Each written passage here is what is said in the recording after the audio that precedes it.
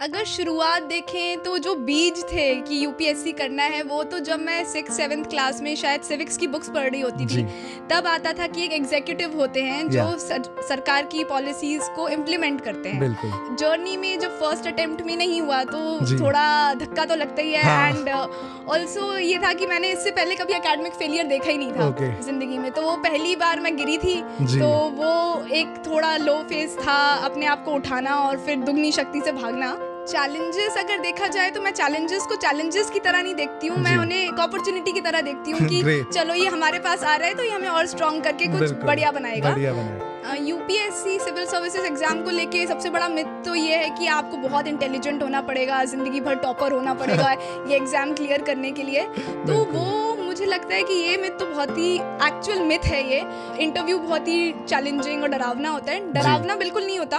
वो लोग बहुत ही लर्नेड, स्किल्ड और एक्सपीरियंस्ड लोग हैं जो आपका इंटरव्यू ले रहे हैं और वो आपको बनाना चाहते हैं। उनकी कोई वो दुश्मनी नहीं है आपसे कि वो आपको डरा के वहाँ से भगाना चाहते हैं, ऐसा बिल्कुल नहीं है। तो वो आपसे बात करना चाहते हैं और आधा घंटे में आपके व्यक्तित्व को जानना चाहते हैं कि आप कैसा व्यक्तित्व है और क्या आप आगे देश को लीड कर सकते हैं एज अ सिविल सर्वेंट। वृक्ष हो भले खड़े, हो घने हो बड़े, एक पथ छांव भी मांग मत अग्निपथ। Really wonderful, ma'am.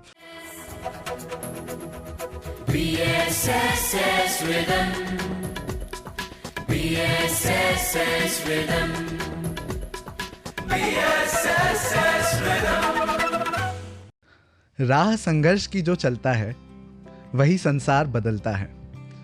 जंग रातों से जिसने है जीती वही दूसरे दिन सूर्य बनकर चमकता है।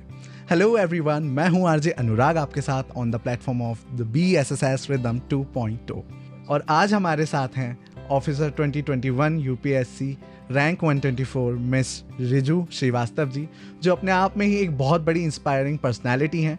बहुत से लोगों को आगे बढ़ने के लिए और लाइफ में कुछ अच्छा करने के लिए इंस्पायर करती हैं। हेलो मैम, कैसे हैं आप? हेलो, मैं बढ़िया। और आपको कैसा लग रहा है BSSS Rhythm के स्टूडियो आकर? मुझे काफ़ी अच्छा लग रहा है and this is a very good platform कि मैं अपनी जर्नी शेयर कर सकूं और कुछ लोगों को शायद आगे बढ़ने के लिए इन अ वे हेल्प कर सकूं। यस, वो तो आप कर ही रही हैं मैम। जैसा कि हम जानते हैं कि आप इसी साल 2021 में रैंक 124 ऑफिसर सेलेक्ट हुई हैं यूपीएससी में। मेरा पहला सवाल, हम जो हमारे सवाल करते हैं वो आपकी स्टार्टिंग से ही करते हैं, हमारी शुरुआत आपकी शुरुआत से करते हैं। How you started your journey, और माइंड में ये कैसे आया कि इस फील्ड में जाना है और यहाँ से स्टार्ट करना है? अगर शुरुआत देखें तो जो बीज थे कि यूपीएससी करना है वो तो जब मैं 6-7 क्लास में शायद सिविक्स की बुक्स पढ़ रही होती थी तब आता था कि एक एग्जीक्यूटिव होते हैं जो सरकार की पॉलिसीज को इम्प्लीमेंट करते हैं। तो तब वो आता था दिमाग में कि ये क्या होते हैं, कैसे होते हैं। तो मोटिवेशन वहाँ से स्टार्ट हुआ था। फिर मेरे 11th क्लास में जब हुआ कि सब्जेक्ट्स डिसाइड करने हैं, पहले मैंने साइंस लिया था। फिर मुझे लगा कि शायद मेरा इतना इंटरेस्ट नहीं है इस फील्ड में, तो मे बी मैंने फिर देखे ऑप्शंस। तो ह्यूमैनिटीज की जब मैं बुक्स पढ़ती थी तो मुझे काफ़ी इंटरेस्ट आया और फिर उसके बाद आई ट्राई टू सी कि ह्यूमैनिटीज लेके आगे क्या क्या ऑप्शंस हैं। और सिविल सर्विसेज का जो दिमाग में तब बीज आया था 6-7 क्लास में, वो और अंकुरित होना शुरू हुआ। तो फिर मैंने सोचा कि आगे अपनी जो करियर पाथ है वो मुझे सिविल सर्विसेज को देना है और इससे अच्छा शायद प्लेटफॉर्म नहीं होगा देश सेवा करने का, समाज सेवा करने का और उसके साथ साथ इतनी नॉलेज गेन करने का जो हम इस जर्नी में करते हैं। बिल्कुल सही मैम, आप ऑलरेडी हम लोगों को इतना इंस्पायर करती हैं आगे बढ़ने के लिए, और इस फील्ड में आगे बढ़ना बहुत इजी नहीं होता है, इट्स वेरी डिफ़िकल्ट। और जैसे आपने इतनी मेहनत करके अपने आप को यहाँ तक पहुँचाया है, ये सुनकर ही बहुत अच्छा फील होता है and I am so glad कि आज आप हमारे साथ हैं। आपकी ओवरऑल जर्नी के बारे में मैं जानना चाहूँगा और हमारे दर्शक जो हैं वो भी जानना चाहेंगे कि आपकी ओवरऑल जो जर्नी रही है वो कैसी रही?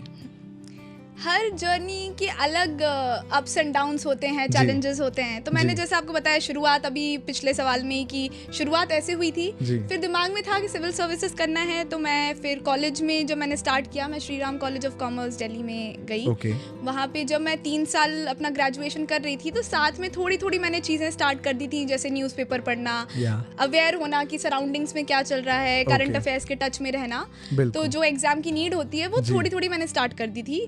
फिर उसके बाद 2019 में मेरा ग्रेजुएशन हुआ Great. एंड 2020 में मैंने अपना फर्स्ट अटेम्प्ट दिया एंड 21 में सेकंड दिया. ओके. तो जर्नी में जब फर्स्ट अटेम्प्ट में नहीं हुआ तो जी. थोड़ा धक्का तो लगता ही है. हाँ. एंड ऑल्सो ये था कि मैंने इससे पहले कभी एकेडमिक फेलियर देखा ही नहीं था Okay. जिंदगी में. तो वो पहली बार मैं गिरी थी. जी. तो वो एक थोड़ा लो फेस था, अपने आप को उठाना और फिर दुगनी शक्ति से भागना. बिल्कुल. और फिर भगवान की कृपा, माता पिता, गुरुजनों के आशीर्वाद से इस सेकंड अटेम्प्ट में मुझे अपना नाम उस लिस्ट में देखने को मिला. जी. तो वाओ, दैट्स रियली वंडरफुल कि आप अपने चैलेंजेस से लड़ती रहीं और आज आप यहाँ पर खड़े हैं. फेलियर को लेके लोग बहुत ज़्यादा डरते हैं, लाइक अगर नहीं निकले तो क्या. तो उस चीज़ से आपने जो डील किया है वो बहुत ही ज़्यादा अच्छी चीज़ है. मतलब वो सुन के ऐसा लगता है कि हाँ, failures are nothing but a inspiration to move on. आपकी जो जर्नी रही है, जो आई नो बहुत डिफ़िकल्टीज से भरी होगी, तो मेन चैलेंजेस क्या थे आपकी जर्नी में प्रिपरेशन के टाइम पे और जब तक आपने इंटरव्यू नहीं दे दिया तब तक? चैलेंजेस अगर देखा जाए तो मैं चैलेंजेस को चैलेंजेस की तरह नहीं देखती हूँ. मैं जी. उन्हें एक अपॉर्चुनिटी की तरह देखती हूँ कि Great. चलो ये हमारे पास आ रहा है तो ये हमें और स्ट्रॉन्ग करके कुछ बिल्कुल, बढ़िया बनाएगा. तो वो चैलेंजेस अगर पहले देखा जाए तो मैंने आपको बोला कि इमोशनल मेंटल लेवल पे हो जाता है कि जब आप कहीं भी इस जर्नी में गिरते हैं जी. तो आपको अपने आप को उठाना जी. Is very important. Actually. और वो इमोशनल मेंटल बैलेंस बनाना जी. उस टाइम पे कि कोई बात नहीं, गिरे हैं, अभी उठ के दोबारा भागना है. तो पहला चैलेंज तो वही था. हाँ. दूसरा चैलेंज अगर देखा जाए तो क्योंकि आप अपनी यूथ ईयर्स में एकदम गोल्डन टाइम पे रहते हो कि जी. आपकी अपॉर्चुनिटी कॉस्ट जो होती है वो बहुत ज़्यादा होती है. आपके कोई दोस्त प्लेसमेंट्स लेके कहीं हाँ. आगे बढ़ रहे होंगे, कोई कहीं घूम रहा होगा और उसी बिल्कुल. टाइम पे आपको अपने आप को थोड़ा सा कैद करके किताबों में मग्न होना पड़ता है. तो वो जो डिस्ट्रैक्शंस होते हैं उनसे थोड़ा सा आपको अपने आप को संभालना इज़ ऑल्सो अ चैलेंज. और बहुत लोगों को अलग अलग लेवल पे चैलेंजेस होते हैं. किसी को शायद फैमिली सपोर्ट नहीं होता इतना, जो मॉनेटरी सपोर्ट या जो भी चीज़ें फाइनेंशियल कंस्ट्रेंट्स होते हैं जी. तो वो भी थोड़ा बहुत हमें सामना करना पड़ता है. Exactly. बट अगर where there is a will there is a way. तो बिल्कुल. दिस इज़ हाउ मैं इसे ऐसे देखती हूँ. बिल्कुल, बहुत ही अच्छी लाइन के साथ आपने ये आंसर एंड किया है मैम. और चैलेंजेस तो आते रहते हैं लाइफ में दोस्तों, उनसे हमें लड़के आगे बढ़ना है और जीतना है. स्टीरियोटाइप्स बहुत सारे हैं इन एग्ज़ाम्स के बारे में, इस पोस्ट के बारे में, जैसा कि हम अलग अलग जगह से सुनते और देखते हैं, बट सत्य किसी को नहीं पता है कि आखिर एक्चुअली चीज़ें क्या है. तो व्हाट आर द मिथ्स और stereotypes about these things? UPSC civil services exam को लेके सबसे बड़ा मिथ तो ये है कि आपको बहुत इंटेलिजेंट होना पड़ेगा, ज़िंदगी भर टॉपर होना पड़ेगा ये एग्ज़ाम क्लियर करने के लिए.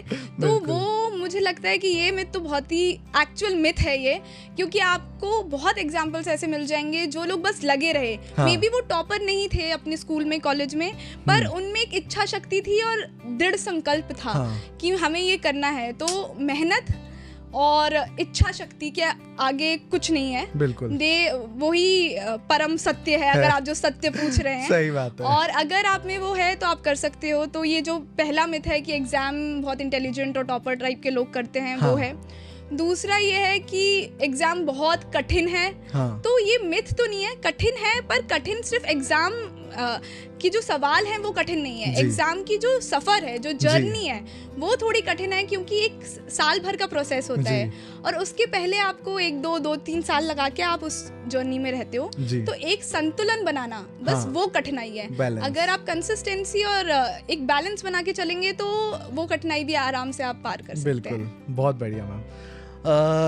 हम लोग देखते हैं कि बहुत सारे इंटरव्यूज़ के वीडियोस आजकल वायरल होते हैं, जो आपके मेंस निकालने के बाद आपका इंटरव्यू होता है, और लोग उसको लेके भी बहुत सारी बातें करते हैं कि वो बहुत डिफ़िकल्ट होता है या बहुत अजीब या अलग अलग सवाल उसमें पूछे जाते हैं, किसी को नहीं पता कब क्या पूछ लिया जाए.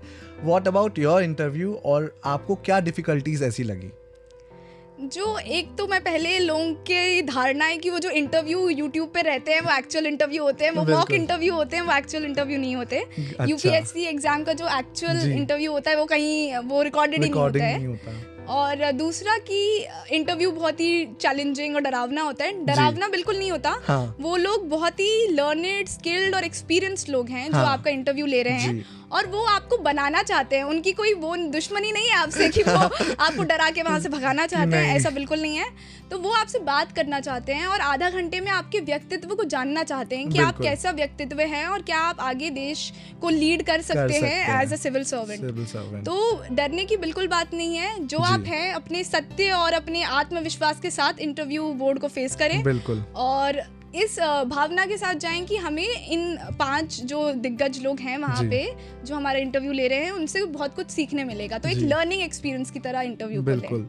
मैम, मैं हमारे स्टूडेंट्स के हित के लिए अब आपसे एक सवाल करना चाहूँगा। मैं चाहूँगा आप कुछ टिप्स और ट्रिक्स बताएं जिससे हमारे स्टूडेंट्स जो एस्पिरेंट्स हैं अभी करेंटली, उनको हेल्प मिल पाए कि वो कैसे प्रिपेयर करें। सबसे पहली चीज़ और टिप या जो भी आप उसको बोलना चाहें वो ये होगी कि अगर आप सिविल सर्विसेज में की तैयारी करना चाह रहे हैं या आना चाह रहे हैं तो आप क्यों आना चाह रहे हैं, व्हाट इज़ योर वाई। अपनी ज़िंदगी के 2-4 साल इस प्रक्रिया को देना चाह रहे हैं तो आपका वाई बहुत स्ट्रांग होना चाहिए। बिल्कुल, पहली चीज़। दूसरा कि आप अगर ये सोच के आ रहे हैं कि जर्नी बहुत स्मूथ होगी और मैं पढ़ूंगा और बस हो जाएगा तो शायद ऐसा ना हो। जर्नी में चैलेंजेस होंगे, पर आपको अपना मेंटल स्ट्रेंथ और इमोशनल स्ट्रेंथ नहीं खोना है। बिल्कुल। थर्ड चीज़ जो मैं बोलना चाहूँगी कि यूपीएससी एज एन एग्ज़ाम आपसे चाहती है कि आप बहुत पढ़ाई करें और बहुत अवेयर रहें, पर उसके साथ आपको एक केव एनिमल बनने की ज़रूरत नहीं है कि आप अपनी गुफा में घुस गए, आपको पता ही नहीं है कि क्या चल रहा है ज़िंदगी में। आप कनेक्टेड रहें अपनी फैमिली के साथ, अपने क्लोज फ्रेंड सर्कल में, और एक अच्छा हेल्दी एटमॉस्फेयर लेके चलें, समाज को साथ लेके चलेंगे क्योंकि आगे आपको समाज से ही जुड़ना है। तो इंटरैक्शन अपना रखें, एकदम कट के ना रहें। हाँ जी, और पॉजिटिव एटीट्यूड रखना है क्योंकि देयर माइट कम कि आपको अपनी जर्नी में कहीं गिरना पड़े या आप जैसा आप सोच रहे हैं वैसे पहली बार दूसरी बार में सफलता ना मिले। तो वो आपको अपने अंदर रखना है कि कोई बात नहीं, गिरा हूं तो खड़ा हो जाऊंगा। बिल्कुल। और वही है ना, जो एक गिर के उठना वो जरूरी है। गिरता हर कोई है, बट मैटर वो करता है कि गिर के उठता कौन है और उठ के वापस चलता कौन है। बिल्कुल। बहुत ही बढ़िया मैम। हरिवंश राय बच्चन जी की कविता है जो मुझे प्रेरित करती थी, अग्निपथ। जी। हाँ, तो वो अग्निपति है थोड़ा कि वृक्ष हो भले खड़े, हो घने हो बड़े, एक पथ छांव भी मांग मत, अग्निपथ। Really wonderful ma'am. आप जो इंस्पिरेशन हमें दे रही हैं, जो आपने टिप्स वगैरह बताए, हमारे स्टूडेंट्स के आई होप बहुत ज़्यादा काम आएंगे और इन्हीं टिप्स को फॉलो करके वो भी आगे जाकर कहीं कुछ ना कुछ अच्छा ज़रूर करेंगे। एनी चेंज, मतलब हम बदलाव की शुरुआत कहते हैं ना, खुद से करना चाहिए। हर कोई दुनिया बदलना चाहता है, पर कोई ये नहीं सोचता कि हमें बदलाव खुद में लाना चाहिए। Any change in society that you want. जैसा आपने कहा, गांधी जी बोल के गए हैं, be the change you wish to see in the world. तो मैं ये सोचती हूँ कि एक मेंटल हेल्थ को लेके जो थोड़ा टैबू और स्टीरियोटाइप है सोसाइटी में, कि इतना ओपनली डिस्कशन नहीं होता है, और बहुत बार ऐसा होता है कि लोग बहुत चीज़ों से दिमागी रूप से गुजर रहे होते हैं, थोड़ा डिप्रेस्ड होते हैं, पर वो ओपनली शेयर नहीं कर पाते ये मान के कि लोग क्या सोचेंगे। तो I think mental health is one thing जिस पे मैं फोकस करना चाहती हूँ। और भी बहुत सारे चैलेंजेस हैं सोसाइटी में, बट हमें एक टीम की तरह उन चैलेंजेस को एड्रेस करना है। तो जितना एक ऑफिसर या फिर एक पर्सन जो सिविल सर्विसेज में है वो करना चाह रहा है, उतना ही उसे जन सहयोग चाहिए। बिल्कुल। तो जब समाज पूरा एक साथ मिलेगा तभी हम कुछ बेहतर कर पाएंगे। That's really wonderful। एक लीडर की सारी क्वालिटीज हम आप में देख पा रहे हैं, सबको साथ लेके चलना। और जो चेंज आप बोल रही हैं एक मेंटल इशू को लेके कि लोग, वो सबसे बड़ा सवाल होता है ना, सबसे बड़ा रोग क्या कहेंगे लोग, तो वो आप बदलना चाह रही हैं। दैट्स रियली वंडरफुल एंड बहुत बहुत शुक्रिया आपका कि आज आप हमारे BSSS रिदम स्टूडियो में आए और हमारे BSSS रिदम रेडियो 2.0 के लिए आपने इंटरव्यू दिया। थैंक यू सो मच मुझे अपॉर्चुनिटी देने के लिए कि मैं लोगों से कनेक्ट कर पाऊं। We are really glad and feeling so happy कि आज आप हमारे साथ यहाँ आए और हमारे स्टूडेंट्स के साथ इंटरेक्शन करने के लिए आपने इंटरव्यू किया। आई होप जो जितने भी लोग ये इंटरव्यू देख रहे होंगे उन सभी को आज कुछ ना कुछ इंस्पिरेशन मिली होगी रिजू जी से, और आगे जाके अपनी लाइफ में वो भी कुछ ना कुछ ऐसा ही अच्छा करेंगे और कहीं ना कहीं एक ऑफिसर और किसी ना किसी पोस्ट पे आगे जाकर बैठे होंगे। इसी के साथ हम लेते हैं विदा, मिलेंगे अगले पॉडकास्ट में। तब तक के लिए tata, bye bye, take care. और दोस्तों, BSSS रिदम का चैनल सब्सक्राइब करना ना भूलिए।